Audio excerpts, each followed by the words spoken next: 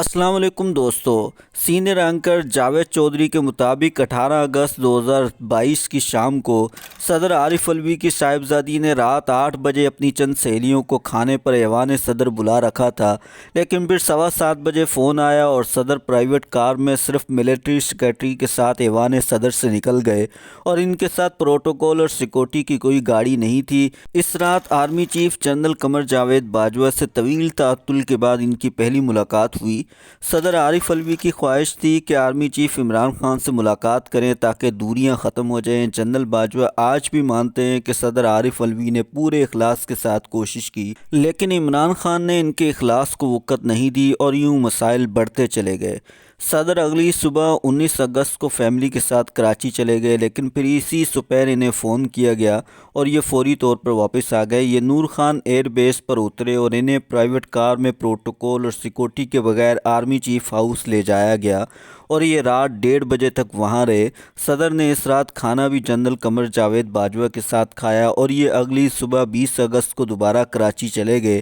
انہیں تیسرا فون کراچی میں آیا اور 22 اگست کی رات 8 بجے ایوان صدر میں عمران خان اور جنرل باجوہ کی ملاقات طے ہو گئی اور یہ ملاقات انتہائی خفیہ تھی۔ ایوان صدر کا گیٹ، لفٹ اور صدر کی رہائش گاہ کو مکمل خالی کرا دیا گیا تھا۔ کھانے کی میز پر 4 کرسیاں لگائی گئی تھی اور کھانا بھی مہمانوں کے آنے سے پہلے لگا دیا گیا تھا اور اس میں خاص خیال رکھا گیا تھا کہ کسی کو کسی سے کھانے کی کوئی چیز نہ مانگنی پڑے اور کسی کو کوئی چیز اٹھانے کے لیے کرسی سے بھی نہ اٹھنا پڑے۔ عمران خان 7:45 بجے شبلی فراز کے ساتھ ایوان صدر میں صدر کی رہائش گاہ پہنچ گئے، جبکہ جنرل باجوہ میجر جنرل محمد عرفان کے ساتھ 8 بجے پہنچے۔ شبلی فراز اور جنرل عرفان ویٹنگ روم میں بیٹھ گئے، یہ ملاقات میں شریک نہیں ہوئے۔ ملاقات 45 منٹ کی تھی اور یہ بری طرح ناکام ہو گئی۔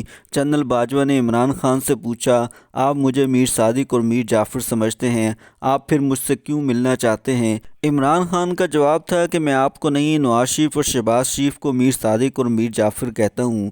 عمران خان کا مطالبہ تھا کہ آپ ایم کیو ایم کو واپس لے لیں، حکومت گر جائے گی۔ جنرل باجوہ کا جواب تھا، میں ایم کیو ایم کو نکالنے والا کون ہوتا ہوں، اور فرض کریں کہ اگر ایم کیو ایم نکل بھی جائے تو بھی آپ پارلیمنٹ میں نہیں ہیں، پی ڈی ایم میجورٹی کی بنیاد پر دوبارہ حکومت بنا لے گی، لہٰذا اس ایکسرسائز کا کوئی فائدہ نہیں، ملک مزید تباہ ہو جائے گا۔ مگر عمران خان کا اصرار تھا کہ آپ حکومت توڑ دیں، یہ لوگ الیکشن پر مجبور ہو جائیں گے۔ جنرل باجوہ نے انکار کر دیا تھا۔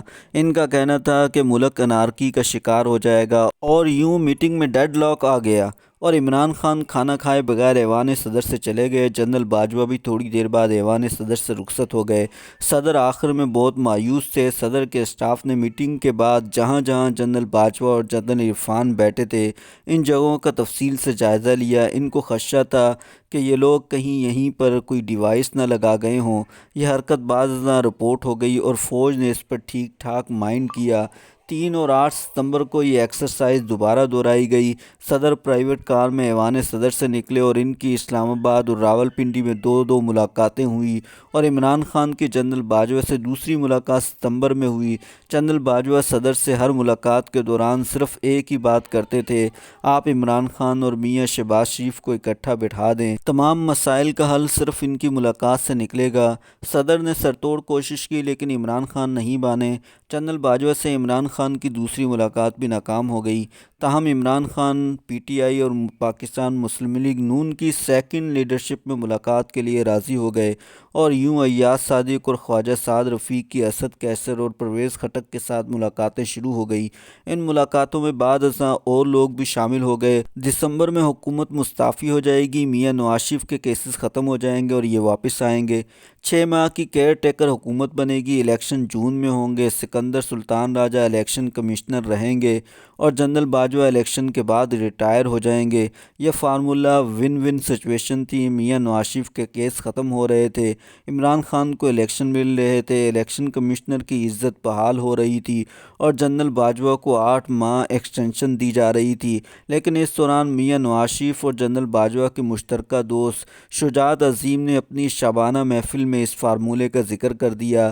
یہ بات نکلی اور مختلف حلقوں میں ڈسکس ہونے لگی اور یہ جنرل باجوہ کے کان تک پہنچی تو انہوں نے ملک محمد احمد کو فون کیا ملک محمد احمد اس وقت ایئرپورٹ سے باہر نکل رہے تھے۔ جنرل باجوہ نے ان سے کہا میں ایکسٹینشن نہیں لینا چاہتا، میں 29 نومبر کو ریٹائر ہو رہا ہوں، میں اس فارمولے میں نہیں ہوں۔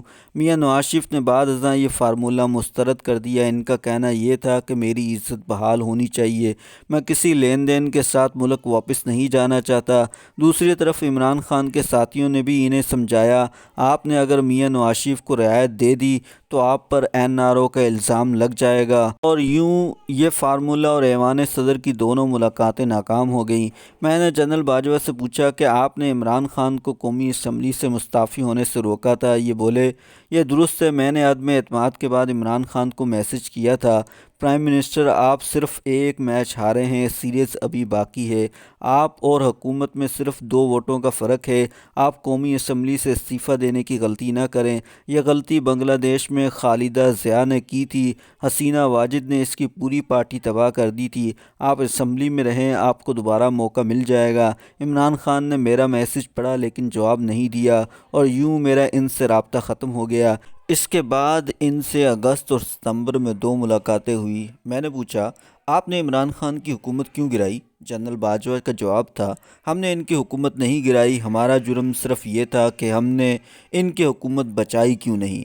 عمران خان چاہتے تھے ہم آگے بڑھ کر ان کی حکومت بچائیں۔ میں نے پوچھا، آپ یہ کر دیتے، آپ اس سے پہلے بھی تو یہ کرتے رہے تھے۔ جنرل باجوہ کا جواب تھا، میں اگر اپنا فائدہ دیکھتا تو یہ میرے لیے سب سے زیادہ سوٹیبل تھا، میں عمران خان کو سپورٹ کرتا رہتا اور عزت کے ساتھ عمران خان سے فیئر ویل لے کر ریٹائر ہو جاتا، لیکن میں نے ملک کے لیے اپنے امیج کی قربانی دے دی، میں نے مشکل لیکن صحیح فیصلہ کیا۔ میں نے پوچھا، یہ فیصلہ صحیح کیسے تھا؟ ان کا جواب تھا، ہماری ریڈنگ یہ تھی کہ یہ لوگ ملک کے لیے خطرناک ہیں، یہ رہے تو ملک نہیں رہے گا۔ میں نے پوچھا مثلاً؟ یہ بولے، مثلاً وزیر اعظم نے کابینہ کے اجلاس میں سعودی پرنس کو پنجابی میں کچھ کہہ دیا، ان کے اپنے وزیر نے یہ بات لفظ بلفظ سعودی سفیر کو بتا دی، اور سفیر مختلف لوگوں سے ان پنجابی الفاظ کا ترجمہ کرانے لگا۔ ہم انہیں شوکت ترین کو وزیر خزانہ بنانے سے روکتے رہے۔ میں نے وزیر اعظم سے کہا کہ سر یہ اپنا بینک نہیں چلا سکا، یہ اکانومی کا بٹھا بٹھا دے گا،